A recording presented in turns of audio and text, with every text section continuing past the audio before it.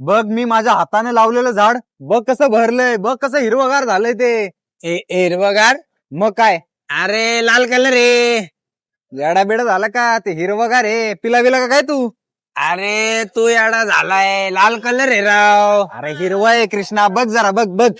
अरे तू बघ, लाल आहे लाल. हे बघ तू पिलेला आहे, तुला नशा झालेली आहे, त्याचा रंग हिरवाच आहे.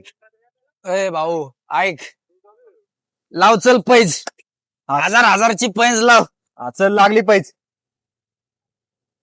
थांब दादाला फोन लावतो, तेच काय ते ह्याचा न्याय हा, करतील. लाव. हॅलो दादा, कुठे आहे तुम्ही? हो लवकर या, इथं लय मोठा मॅटर झालाय. अरे काय झालं? कशाला बोलवलं मला इथं? अरे बघ ना दादा, मी माझ्या हाताने हे झाड लावलेलं आहे, बघ कसं हिरवगार झालंय. आणि हे म्हणतंय या झाडाचा रंग लाल आहे म्हणून, आणि उलट माझ्याशी 1000ची पैज लावली. आता तूच सांग बरं या झाडाचा कलर काय आहे तो? हे झाड का?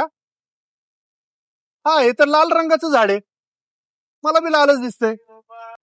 ए भाव, बघितलं ना, लाल आहे. चल दे 1000 माझे. काय राव दादा, हे काय बरोबर नाही केलं तू. दे जिंकलो मी. दादा, हे काय बरोबर केलं नाही बरं का तू. बरोबर नाही झाला. तुला दिसतंय हे झाड हिरवं आहे. अरे मूर्खा, हे मला पण कळतंय की ते झाड हिरवंय, तुला पण कळतंय. अबे ते ज्या मूर्खाशी तू वाद घालतोय त्याच्यापेक्षा मोठा मूर्ख तू आहे ना. तो पिलेला आहे, शुद्धीत नाहीये, आणि त्याच्याशी तू पैज लावून बसला, म्हणून तुला ते पैसे देणं गरजेचं पडलं.